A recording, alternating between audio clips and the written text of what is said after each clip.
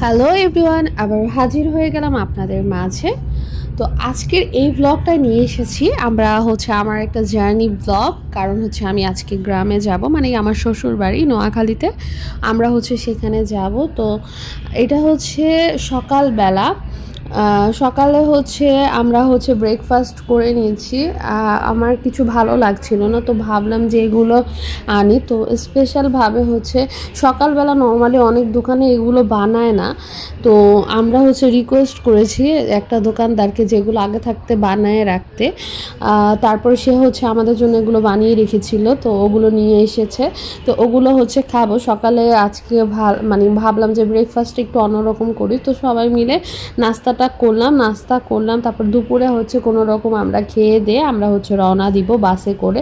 তো এইটা মতিঝিল থেকে আমরা বাসে উঠেছিলাম। তো বাসে উঠতে না উঠতেই এই আমড়াটা আমরা কিনে নিয়েছি। আমরা বসে বসে খাচ্ছিলাম, গল্প করছিলাম। এবারে জার্নিতে আমি আমার শাশুড়ি মাকে নিইনি, কারণ উনি এত জার্নি করতে পারবে না। এই যে জায়ানের দুষ্টামি তো আছেই।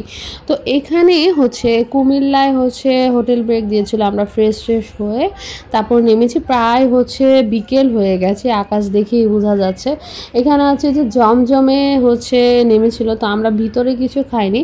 তো হঠাৎ করে জায়ানের বাবা বলল যে সে একটু বাটার টাইপ কিছু খাবে, বন টাইপ। তো সে এটা কিনে নিল।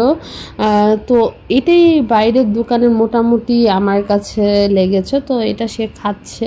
তো আমিও এক কামড় খেয়ে নিলাম। তারপরে যে খুব সুন্দর একটা দৃশ্য, পাখিগুলো ওড়ার দৃশ্য আমার কাছে এত ভালো লেগেছে।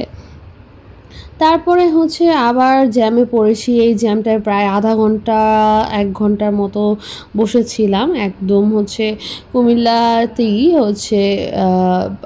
তখনও আমাদের শ্বশুরবাড়ির সাইডে ঢুকিনি। সো আজকে এখানেই। পরবর্তীতে আমি আর কোনো ব্লগ করিনি। তো সকালে ঘুম থেকে উঠে দেখেছি হুকিয়া পর মনীষা একদম ক্ষেতের থেকে শাপলা তুলে নিয়ে এসেছে। এত সুন্দর লাগছিল শাপলা ফুলগুলো।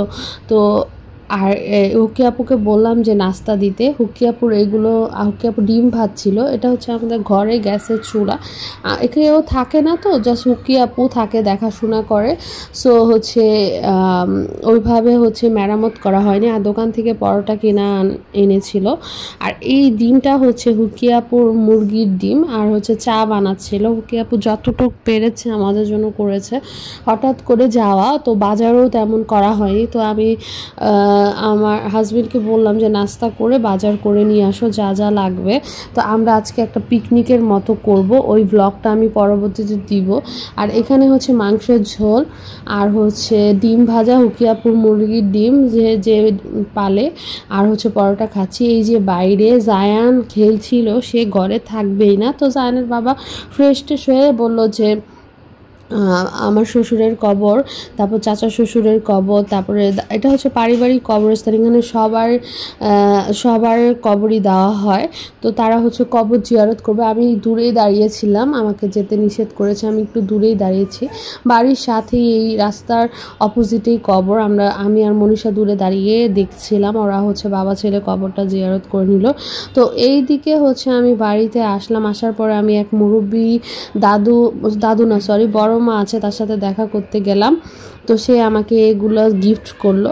আর এইদিকে আরেক ভাবি আমাকে এই বিবিখানা পিঠাটা দিয়ে গেল। বাড়িতে গেলে সবাই এই আতিথেয়তা আমাকে মুগ্ধ করে, সবাই আসে।